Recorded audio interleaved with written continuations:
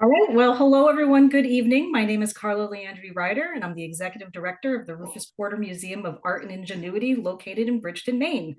Welcome to our third virtual lecture of 2023.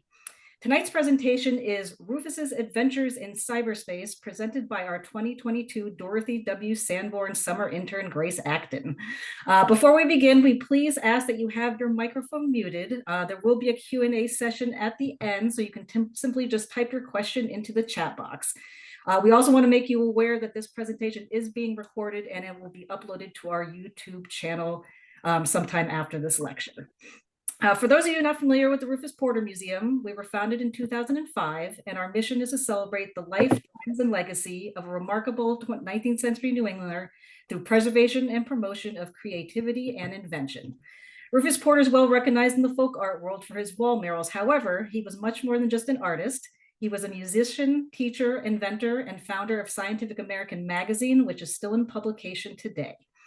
Our museum campus is home to two historic homes, the circa 1840 John and Maria Webb House and the circa 1790 Nathan Church House, which is one of Bridgeton's oldest surviving buildings and the original headquarters of the museum. We offer permanent and special exhibits, events, classes, lectures, and other educational opportunities that further our mission.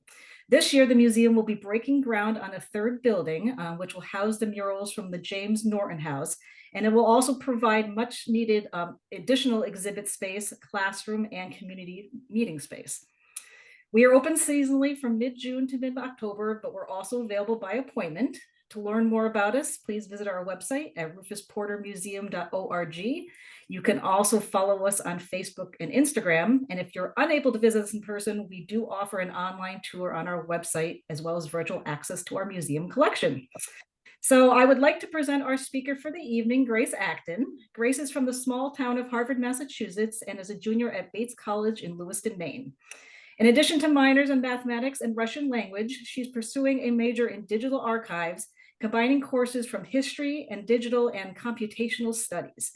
Outside of the classroom, Grace plays for the Bates women's golf team, works for the theater department costume shop, and sits on the board of the college's radio station. Grace has a passion for dress and textile history and enjoys sewing, reading, and writing about historic dress in her spare time. Welcome, Grace. Thank you, Carla. I'm going to go ahead and share my screen.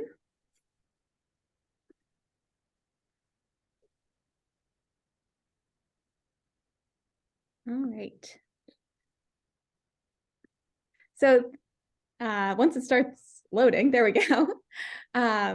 Thanks, Carla, for that great introduction. And like Carla said, my presentation is titled Rufus's Adventures in Cyberspace, Bringing Rufus Porter Art into the World of Digital History. Oh boy. For those of you who aren't already familiar with digital history as a term, I thought it would be best to start this off by discussing what exactly I mean by digital history. Digital history is one of many disciplines that falls under the broader umbrella of the digital humanities, along with things as diverse as cliometrics, which is applying economic analyses to the past, computational linguistics, all the way to online publishing and other studies of digital culture. And of course, the focus of this presentation and my studies at Bates, digital history.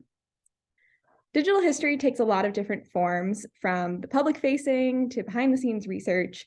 So things like virtual exhibits and digital archives from museums, educational content, podcasts, documentaries, even history-themed video games can be considered digital history.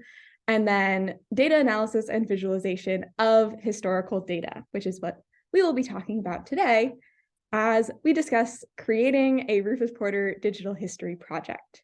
During my time as the 2022 summer intern at the Rufus Porter Museum, I spent a lot of my time working on this particular project, which was to create an interactive map of all known Rufus Porter School art. The first step in developing any data science project, including all digital history projects, is to identify our data sources. When it comes to Rufus Porter, there are three main works of existing Rufus Porter scholarship. First is Rufus Porter Rediscovered by Jean Lippman, which was really the first work on Rufus Porter that got any kind of fame or notice. This was first published in 1968, but updated and republished in 1980, and is pretty remarkable because Jean Lippman went to a lot of extant Rufus Porter murals in particular, but in general, studied a lot of his work and was able to take a lot of images of his murals. But because it was originally done in the 1960s, a lot of the photos were taken in the 1950s, and as such are not very high quality today. Jean Lippman took under a very arduous task of creating an index of all of the Rufus Porter art that she studied, which is a great tool for us now because we're able to look at it as a list view, which we'll get into why lists are important for data work in a second. Our second work of Rufus Porter scholarship is Folk Art Murals of the Rufus Porter School by Linda Carter-Lefko and Jane Radcliffe, published in 2011. This took Lippman's existing work and built on it and created a much more updated index of all of the Rufus Porter School murals in specific. They took wonderful new photos, published in color, which is very helpful for us when studying it, and updated Lippman's existing index to include some new ones because Rufus Porter murals get uncovered after they had previously been painted over or wallpapered over, as I'm sure many of you have heard if you visited the museum. Our last and most recent work of Rufus Porter scholarship is Rufus Porter's Curious World, which was a book to go along with a Bowdoin College Museum of Art exhibition from 2019 into early 2020.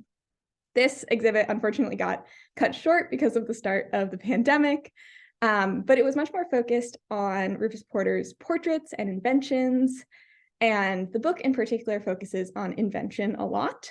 So it's less helpful when we're thinking about murals, but does help us a lot when thinking about portraits. In particular, there are beautiful photographs of a lot of privately owned portraits that otherwise are hard to find documentation of.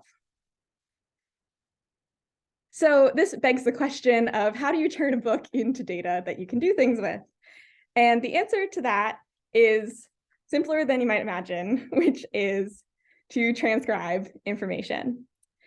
In order to do anything with data, we need to have it in a form that a computer can understand it. And so we have to be the human intermediaries between printed sources and the computer. And so for the first part of the summer, I spent my time transcribing a lot of necessary information on all of these Rufus Porter works. Things that are really helpful for us to know are the location of each house that murals or portraits were found in or portraits were painted in, the subject, which would be the name of the house that it was painted in, or the person that the portrait was painted of, an approximate date of when it was painted, although this gets hard because so few of them have dates associated with them. A lot of murals have been approximately dated to around 1830 by Jean Lippman. Then we have creator, which, as any of you who are already familiar with Rufus Porter's work are aware of, this gets really complicated because Rufus Porter signed almost none of his works. So we don't really know who painted a lot of these murals because Rufus Porter is known to have taught directly at least two other people in his style of mural painting, specifically his son, Stephen Twombly Porter, and his nephew, Jonathan D. Poor. Additionally, we know that Rufus Porter published instructions for mural painting based on his style in his book, Curious Arts, and also in Scientific American magazine. Who knows how many people learned how to paint in the Rufus Porter style from these instructions? So we're going to be relatively cautious in attributing works to a specific artist. For Rufus himself, I only attributed things to him if they were signed murals or portraits that have been attributed to him by the experts. For Jonathan Poor, I included signed murals and also murals which Jean Lippman calls traditionally attributed. On some level, we have to respect oral tradition of, well, my grandfather's grandfather told me that Jonathan Poor painted this. On another level, who knows whether those are true for Jonathan Porter, because there were relatively few of those. I did include those in his works. All unsigned murals, besides those traditionally attributed ones, went into the general category of the Porter School. So they're just of this style. And there were also some assorted other artists that I felt like complemented our Rufus Porter School data very well.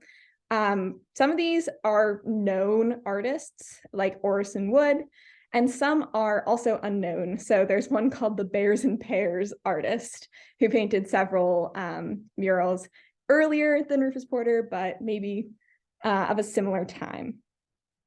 I also wanted to keep track of who or what attributed a work to a specific artist. So this gets complicated.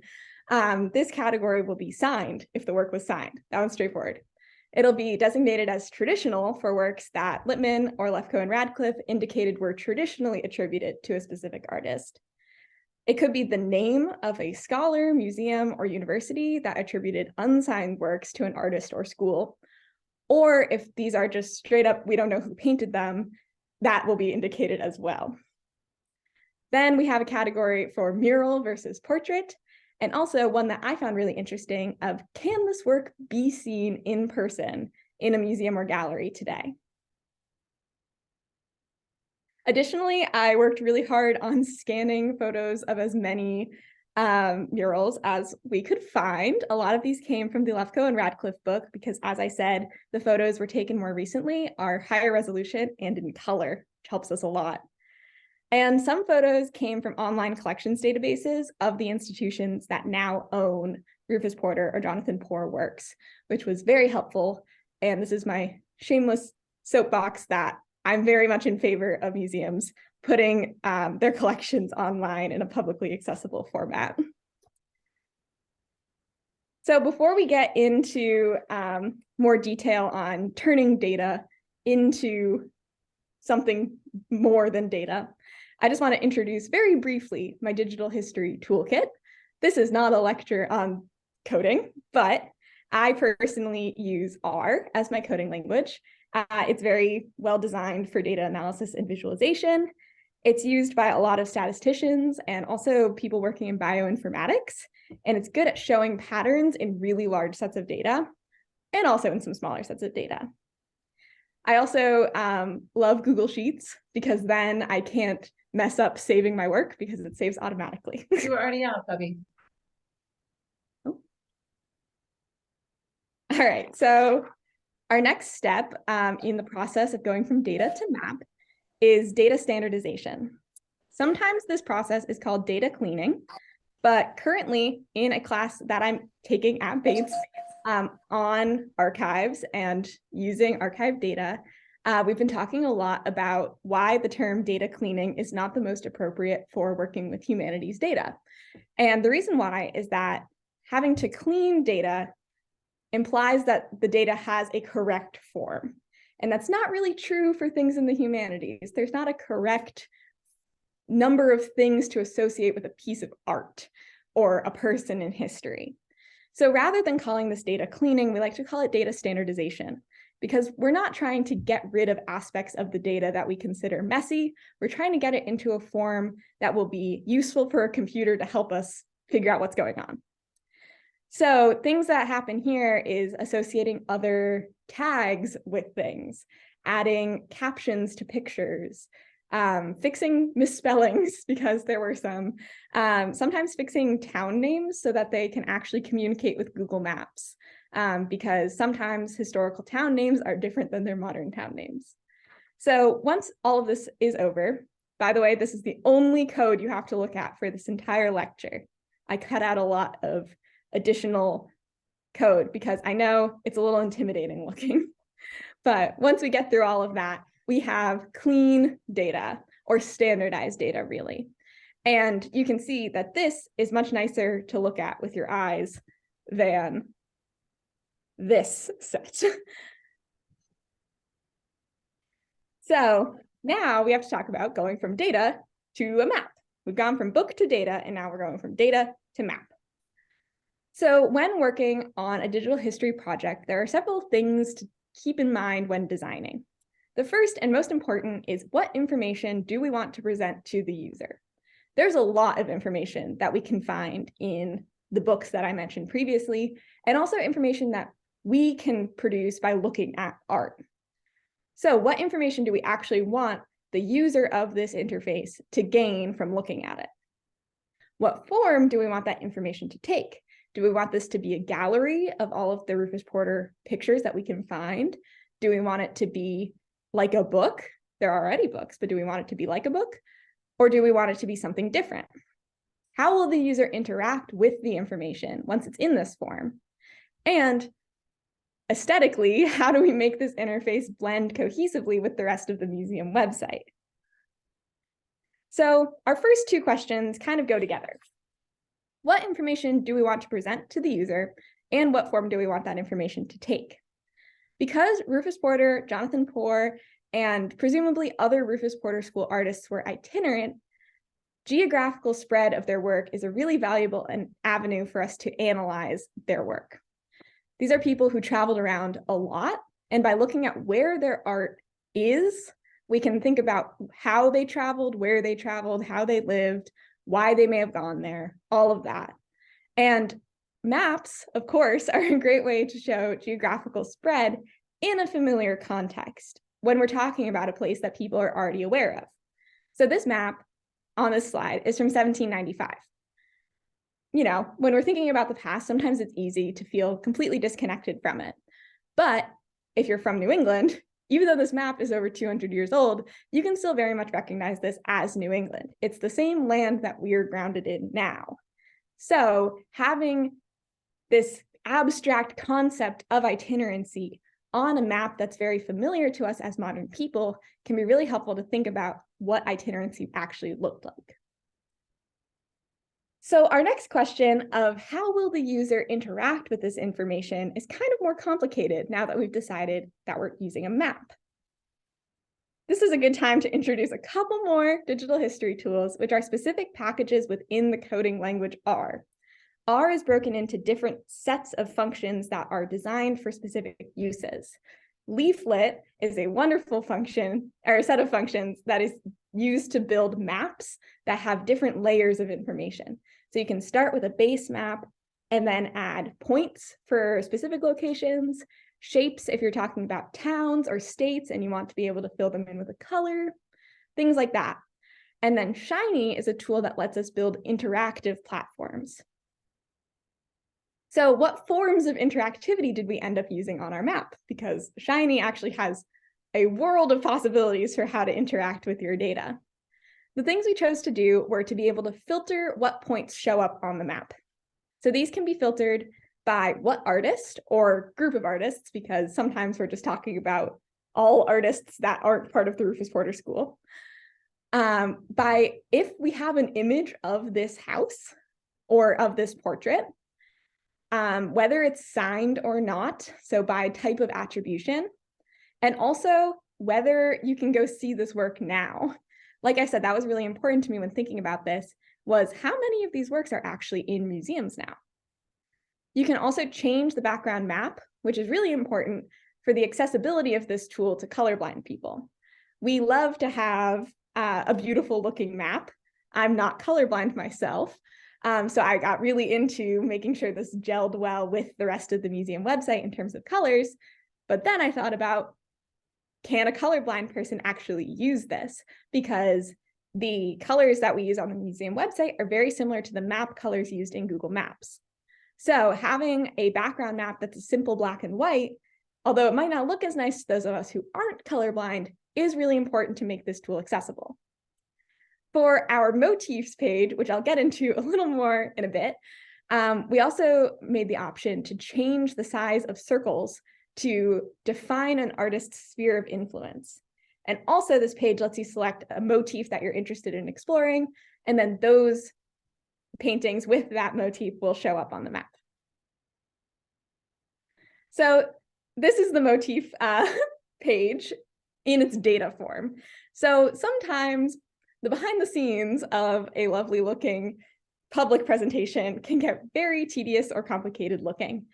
And this particular spreadsheet was the way that we kept track of the motifs. In the Lefkoe and Radcliffe book, they did a great job of listing out all these different motifs that are common in the Rufus Porter murals and which houses they knew to have paintings that contained these motifs. And by motif, I mean this as an individual image within a composition.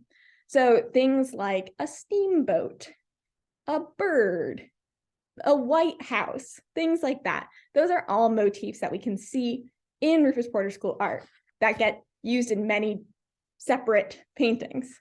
So using that, we could transform that into data that looks like this, which uses a true if that particular house's set of murals contain this motif, or false if they don't. In another way that this is genius is finding examples of all these motifs, which help a lot for me, the researcher, and also for the person using this map. When I say White House, do I mean a modern White House? Do I mean the White House in DC? No, I mean this particular style of federal style White House that was painted using a stencil.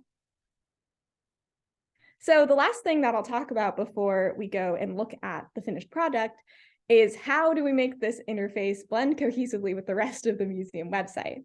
Now, something that I really appreciate about the museum website is that our color scheme is drawn from our logo, which is drawn from a Rufus Porter mural. So we're able to take the colors from this logo and, pick and choose when to use each, but make it work really well with the rest of the museum website that also uses these colors.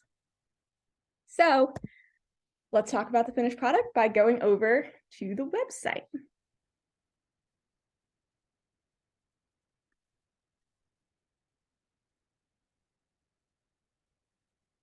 All right, I may have to reload this page. Give me 1 second.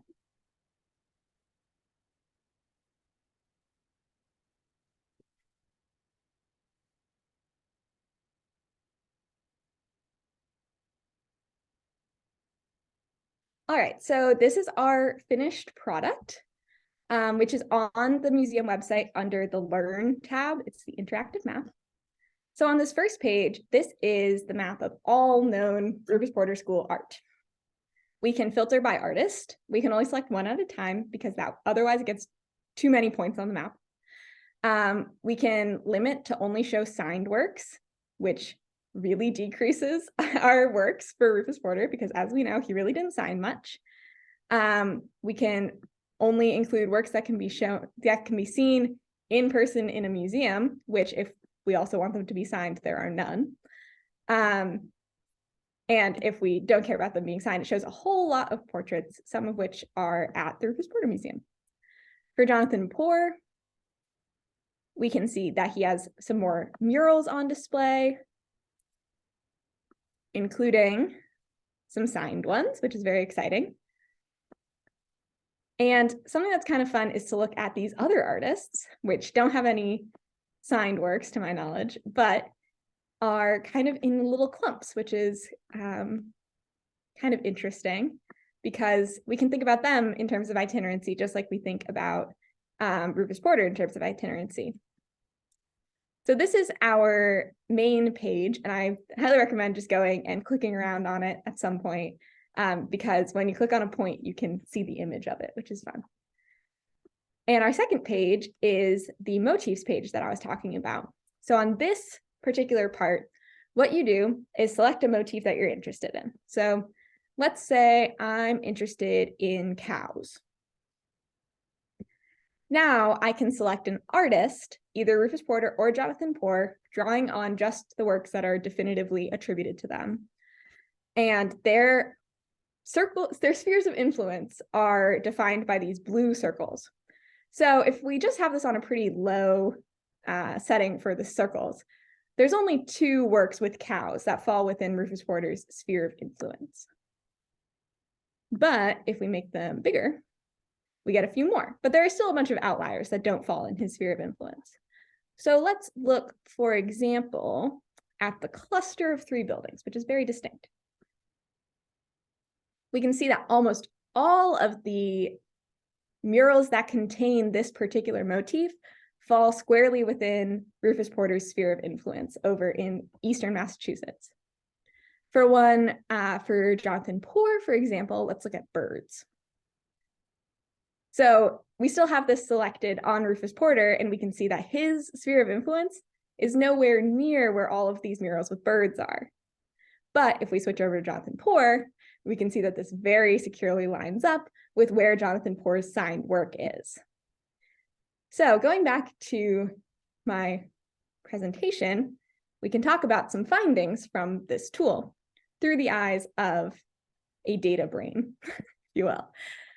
First of all, this shows the regionality of the Porter School style. We can see that it is very much limited to New England, and especially Eastern New England. There are not a lot of works located west of Worcester, Massachusetts. Interestingly, Rufus Porter himself has been attributed the southernmost, westernmost, and northernmost works, all of these circled ones on this middle bit. The southernmost is his only known signed portrait, which is Julia Lottie Hills of Plainville, Connecticut. The westernmost is a set of two portraits called A Lady and a Gentleman, painted in Cooperstown, New York. This one is not signed, but has been attributed to him. And the northernmost is a muraled house in Sebec, Maine, which was attributed to two young men, which have been assumed to be Rufus Porter and Moses Eaton Jr. So it's just kind of interesting to see that Rufus himself is attributed to the furthest spread of all of these, but in terms of his signed work, he's very much limited to Eastern Massachusetts. So it kind of begs the question of how sure are we of these attributions? Another kind of interesting note is that there are a cluster of Rufus Porter School murals over in Western New Hampshire, none of which are signed, but are all located right along the New Hampshire-Vermont border. And if I couldn't find out any one fact from Rufus Porter himself, I want to know who painted those, because it's very, very separate from all of the other ones. And I just find that really interesting. And we can kind of assume that those were all done by one person. We just don't know who. So from that motifs page, we can also learn who different motifs are kind of a signature of. So Rufus Porter's signature motifs are horses, that very distinct three-building complex, this very distinct octagonal building, the cultivated farm on a hillside, and straight fences, especially when they're leading down to the water in harbor seams. For Jonathan Porter, we have some more because he signed more works, so we can define a larger sphere of influence for him. We can definitely say birds, especially red birds, along with the red sumac, which like to be in the foreground of paintings, the man shooting a gun, especially at birds, this particular large red house, which looks like it was stenciled. So if this was a Jonathan Porter specific stencil, that makes sense that it's in a lot of his works. He loved to have signposts and sometimes even wrote his initials or the initials of the homeowner on these signposts. This taupe barn, which again was probably a stencil, the diamond-shaped orchard, kind of in contrast to Rufus Porter's farm on the hillside. We see a lot of orchards on hillsides in Jonathan Porter's works, and also the Spanish galleon ship, which is very distinctive. So all of what I've talked about before is a transformation of knowledge that's already known through the books that have been published on Rufus Porter. But now we're going to explore how different tools, specifically house listing sites like Zillow and Redfin, can inform further research on Rufus Porter School murals. Quick shout out to my research assistant, also known as my dad, who is obsessed with Zillow, and one day decided to search Rufus Porter and found a house that I had never heard of with murals. And from there, we kind of became together obsessed with looking for them. So on Zillow, you can filter by a lot of things, which is really nice. Specifically, we can put in the keyword of mural. So like I said, my dad first searched Rufus Porter because he was curious, and that definitely came up with some, but we realized that there are probably people whose homes do have Rufus Porter murals or Rufus Porter style murals, but who don't know that Rufus Porter was who did them or who influenced the style of them. So instead, we can put in mural, and then people who have seen a lot of Rufus Porter School murals can decide whether that is of the style. We also limited the date of when the home was built to before 1850, which helped a lot because there's a lot of, more recent homes that have modern art murals in them. So how do these listings actually help us as researchers? First of all, we can find new pictures of murals that we already know about. Like I said, there are some houses whose pictures come from the Jean Lippmann book, which was first researched in the 1950s and 60s, and the photos are not great. So using Zillow listings, we can find new, higher quality pictures of these murals, which gives us a better sense of what they actually look like, and also can help us find these motifs that we can now associate with one artist, and maybe, depending on how brave we're feeling, attribute murals to a specific person. The second thing we can do is determine which murals are still intact and assess the condition of murals that were previously covered, because we have pictures of them, which is really nice. We can also sometimes discover new murals that we didn't know about before, but we'll get into that at the end. So first of all, finding new images. One of the very exciting things was finding a whole set of images from the Daniel Carr house in Haverhill, New Hampshire. This is the only previously available image of the Carr house that I could find, which was in Rufus Porter Rediscovered. It was a black and white image, but without a note of whether this particular mural was a monochrome. And it was a very small little piece of the overall mural. So it's hard to get a sense of the composition, certainly hard to get a sense of the colors. Now we have beautiful pictures of these murals from its Zillow listing.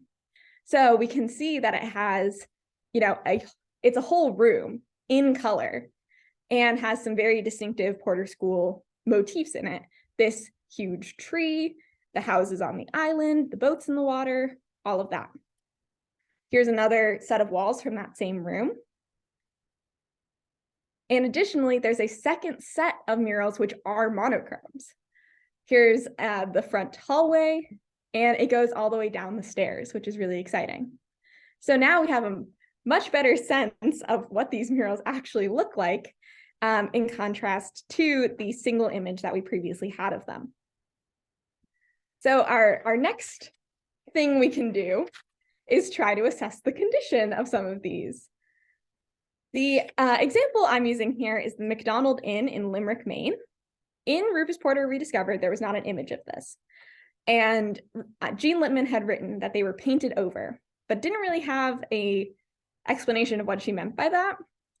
What I think happened here, based on these images, was that it could have been a botched restoration, because you can see that the composition looks about right, but the colors are very off. And that's true of every image of these full color murals that is available via the Zillow listing for the McDonald Inn. The McDonald Inn, by the way, is a massive house. It is really cool to look through the Zillow listing for. And upstairs is an entire ballroom with murals. Now, the question is, are these intact original early 19th century murals, or are they later recreations? Which I can try to answer, but it's probably better answered by somebody from the Center for Painted Wall Preservation. But looking at a closer up image like this, I would guess that these are later recreations based on how advanced the depth perception is on them. But still, they're remarkable, and it would be nice to know when they were painted.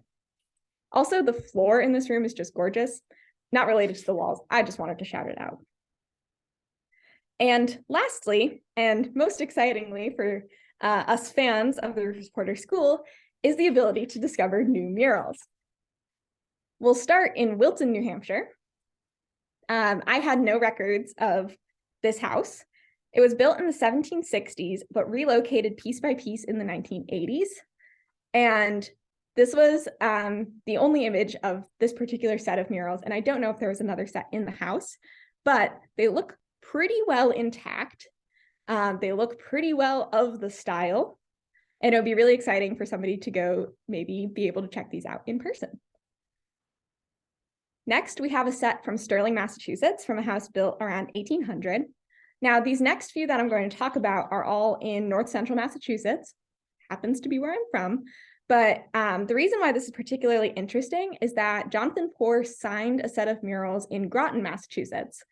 And there's a few others around that same area, including a few in Harvard, a few in Pepperell, and then a few in Groton. So Sterling is nearby. We don't have any record of signed or otherwise Rufus Porter School murals from Sterling in specific, but we do from this region. So these to me look like they were wallpapered over or maybe painted over and then revealed more recently. Another one from this particular area of North Central Massachusetts is from Pepperell. Like I said, there's another house with murals in Pepperell. The reason why I know this is not that house is they look completely different. We do have a picture of that other one. So this is very exciting. These are not the best quality pictures, so it's a little hard to tell how legit they are, but this is another one that would be really exciting for somebody from the Center for Painted Wall Preservation to maybe go check out in person if they were interested. And the last of this set of Central Mass murals is this house in Bolton, which is just next to Harvard where I live. And these are much harder to tell if they actually are Rufus Porter style because there's so much else going on in the room and a lot of the walls are covered by lamps and things like that. But this house is also an early 19th century house, and who knows? Somebody else should maybe go check them out who's an expert on this. It'd be really cool. All right, and our last one is a house in Georgetown, Massachusetts, which there is another known mural in Georgetown. And I really hope that this one is legitimate because that is just a gorgeous mural. We know that Rufus Porter did paint monochromes and he did paint in this area of Massachusetts. There are signed murals from this area. And again, it's hard to tell not being there in person, but this would be a very exciting opportunity for somebody who is a scholar of Rufus Porter to go and check out this house in person. So thank you all very much for listening. And if anybody has some questions, we can do a Q&A.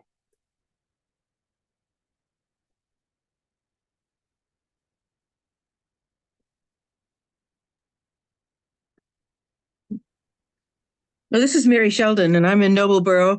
And that was an absolutely brilliant presentation. Thank you very much. It was incredibly complicated, and I think I understood almost all of what you were saying, not that I could do it. And I didn't really know about Rufus Porter before, but now I know about him in ways that, I will certainly be aware of it. But this was really wonderful. I don't have a question. I don't know enough, but it was excellent. Thank you, Grace. Thanks. Oh, Grace, did you have to get permission from like Zillow to use those photos or? So I think if these were ever to be published online in a more formal setting, we would have to get permission of the homeowners because all of these are now sold.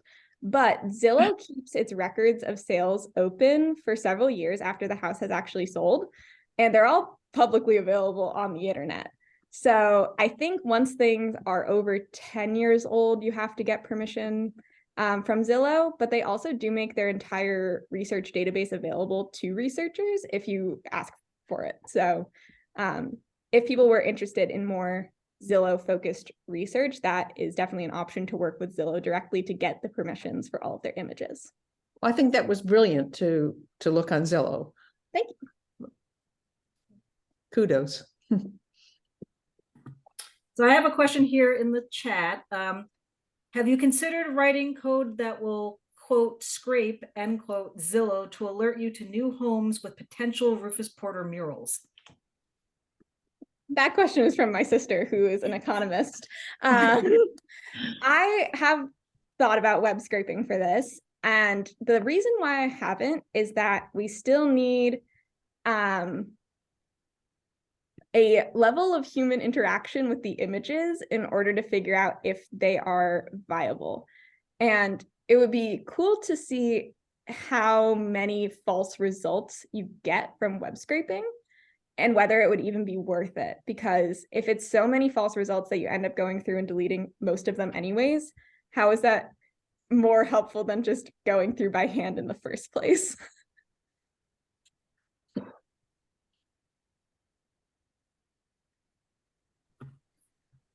Now, I don't know if I want to put them on the spot, but maybe I will. I know there are members from the Center for Painted Wall Preservation on this lecture tonight, and I don't know, maybe they could fill us in on some of the things that maybe you mentioned, that maybe they're aware of things that you weren't in your research.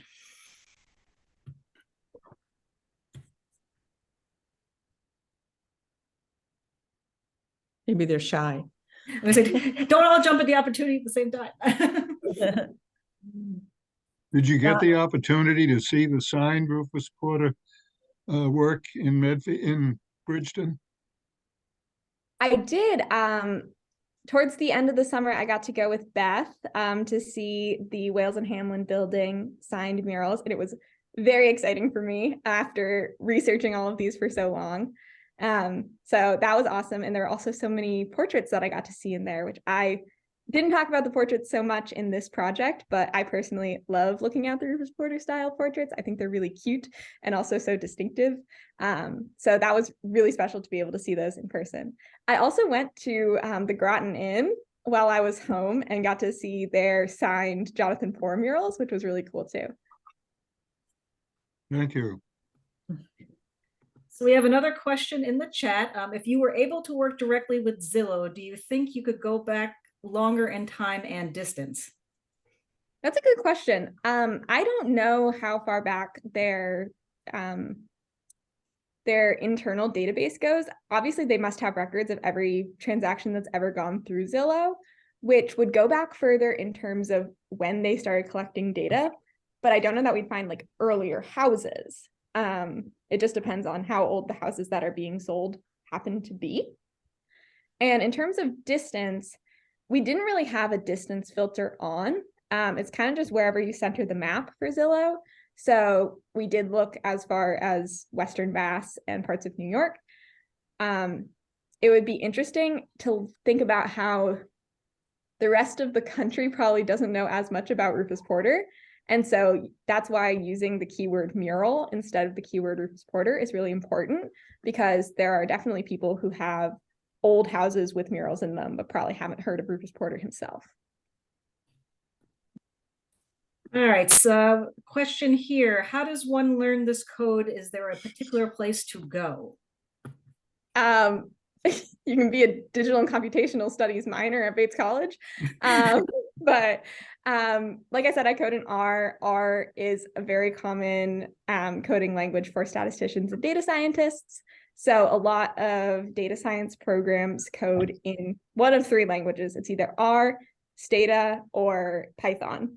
I personally like R because it's well suited to the kind of work I do, but my sister, the economist, uses Stata. So generally, college data science programs now will be pretty code focused in one of those three programming languages. Next question is, would this be a workshop you might ever teach as a workshop at the museum? Unless a bunch of programmers want to come, probably not.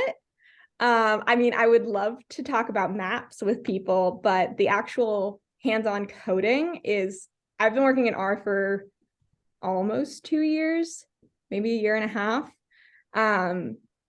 Like any skill, it's a thing you learn over time, and wouldn't really work in a workshop setting unless it was for people who already code in R.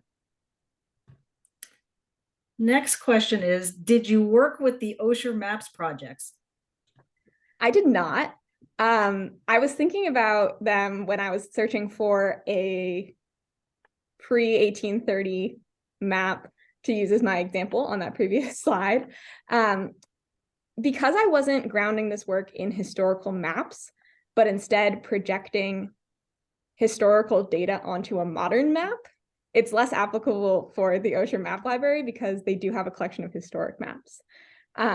They're a very cool resource, but just not really for this particular project because I wanted it to be in the familiar virtual Google Map context for people to be able to think about something new in a familiar context. Next is, there's no known art in New York City, but Scientific American was created there. Do you Do you know anything more about that? Is there any more known information about his time in New York City beyond the initial office on Spruce Street? I do not, and I didn't really work much with the Scientific American archive while I was an intern. There, like I said, there's no art in New York. And also, I think something that might be a little tricky in terms of like a preservation question is that New York City has changed so much since the early 19th century that who knows if he did art there and it has since been destroyed by homes being torn down or being completely remodeled or things like that, because so many of these murals did get burned down, covered over, taken out, all of that. So on some level, I think we'll never know if there had been Rufus Porter art unless someday someone finds his like diary of all of the things he painted, if he had such a thing. But it would be really interesting to find out more about his time in New York, and maybe a future intern can do that via the Scientific American records. Do you have a favorite motif? Ooh, that's a good one.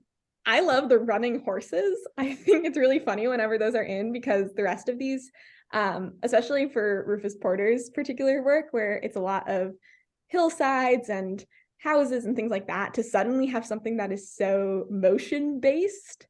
So the running horses and the running dogs are really fun. Can you also select date ranges for the murals on the map website? You cannot, and that was a conscious choice because we don't know the dates for the vast majority of these. So if you were to be able to filter by date, you would suddenly have most of them drop off if you unselected 1830, because that was 1830 to 1835 is kind of the default. We don't know when this was painted. Let's just put it as 1830 to 1835 date. There are, like I said, there are very few that we actually like know dates on. So I don't think that would be very helpful for people in terms of finding differences or finding patterns.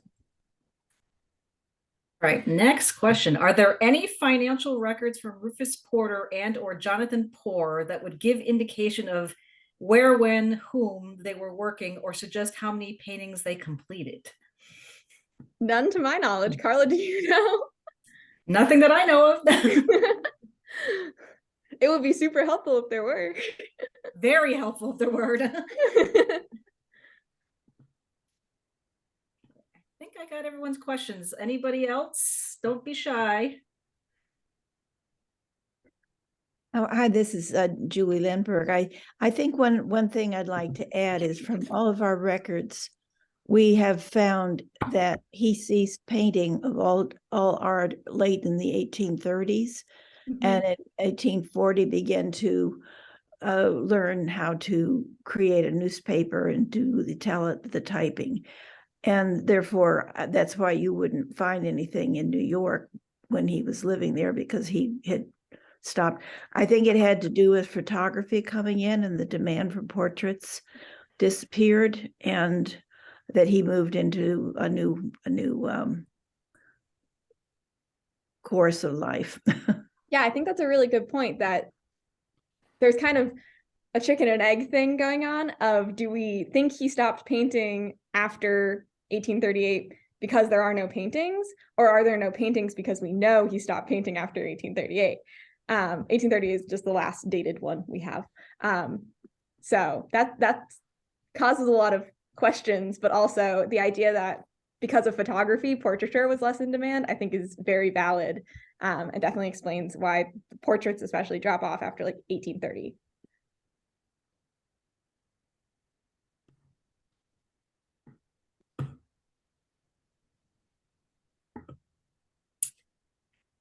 Anybody else? Oh, hold on. Hold on a second. What other uses would you be interested in applying this process to? Other artists or other historical aspects? That's a really good question. So some other digital history projects that I've worked on were an analysis of early 19th century seamstresses, which I did after my time as an intern at Old Sturbridge Village. And that was more focused. It did have a mapping aspect to it in terms of wanting to see geographical spread of the fashion industry in Massachusetts pre-1840, but was also more focused on women's lives than their products. I haven't really thought about doing this with other artists, but I do think there are other artists that would work for an analysis like this, especially in the context of early 19th century New England, because itinerancy was so common. And in terms of my upcoming digital history projects, next year for my thesis at Bates, I'll be working on creating a digital archive of a historic dress collection that we have here. And I am hoping to be able to find provenance information for those that will give us a geographical aspect to my analysis. But it's a costume collection that's been sitting in boxes for about 40 years without anybody touching them. So I don't know if we're actually going to find any provenance information for them, but fingers crossed. So I think this comment is in reference to the question I just asked. Is it so? It was like Moses Eaton question mark. I mean, I guess meaning that would be another. Yeah, I think Moses person you would could be really interesting. Moses Yeah. Eaton Sr. would be really interesting, especially because of the stenciling aspect of his work. Because Moses Eaton, for those who don't know, Moses Eaton Sr. was a wall painter specifically working in stencil art. And I think something that's really interesting about stencils is that it lets the same thing be recreated over and over again. It's from coder speak, it's kind of an algorithmic painting process. You have a set of steps that you do every time and it makes the same outcome. Not necessarily the exact same, but he's using the same tools over and over again. And so I think there are additional opportunities for analysis of specific stencilers, because you can track them much more specifically through what stencils they used. I don't know how big the corpus of known Moses Eaton Sr. works is, and especially how many of them have been photographed, in the way that we have such a robust collection of photographed Rufus Porter School works. But I think that would be really interesting, if there is such a body of work for Moses Eaton. Great. There's a lot of kudos on here too. Great project and presentation. Thank you. This is wonderful. Just kind of running through these here. Oh, here's another question. Did you come across any houses in Zillow that made you think immediate preservation would be important? The only one that comes to mind is the McDonald Inn, which I think is kind of too late, because it does really look like somebody painted over it. But that house in general was in pretty bad disrepair when it was posted on Zillow, and it's a massive, beautiful house. And I think it was only listed for like 150,000, which is pretty low for the area that it's in. So I think that one, I don't know who purchased it because that's information that obviously Zillow doesn't give to the public. But I'd be very curious to know what has become of it since it was purchased, because this is in the record of sold things. It was definitely advertised as a fixer-upper, and I'm kind of afraid that they just tore everything out. I would be very curious to know, but again, I don't know who bought it. The other one that had that looked in pretty sorry state was that one in Sterling. Again, I think it's kind of beyond preservation and more just in appreciation time, because it was very clearly wallpapered over and then torn off, and flakes of it are missing. Do you think that a house that advertises having a historic mural has more value or asks a higher price? That would be really interesting to find out. And that's something that the web scraping that my sister had asked about would kind of be helpful for, is actually finding out the sold prices for these, because I didn't keep track of those. And because I was more just looking for more work rather than how that work influences price, there are a lot of murals that came up that are distinctly not Rufus Porter School. A lot of them had like entire paintings of people, which are kind of creepy, to be honest. They're often like right next to door frames. I don't know if that's a particular person's style or what. But it is really notable that for Rufus Porter style ones, they claim Rufus Porter a lot. And I think that they're hoping that that adds some level of historic importance to it. And I don't know whether that influenced price at all. For the McDonald house, it was quite a low price, but for some of these, they were very expensive houses. So let's see. We have a comment here. You could send a letter to the address of the McDonald house and explain what you have done and see if they will tell you what has happened to the murals. that's a very good idea. I hadn't thought of that because we do have their address from Zillow. So that would be kind of fun. And then thank you, Grace. That was a very interesting presentation. We had somebody comment on that. Anybody else?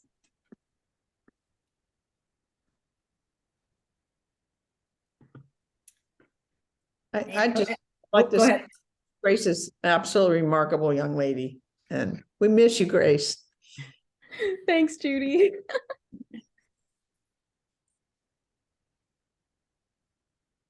All right then. Well, thank you, Grace. This was fascinating. I'm just my mind is blown. My mind was blown when I heard you do it the first time around too. So thank you so much for presenting this. Very interesting, and I think it opens up a whole different aspect of what the museum does and things of that nature. So so thank you all for coming. Our next virtual lecture is April 4th, and it's going to be a presentation by Maine's Poet Laureate. So join us then. Have a good night, everybody. Thank you so much.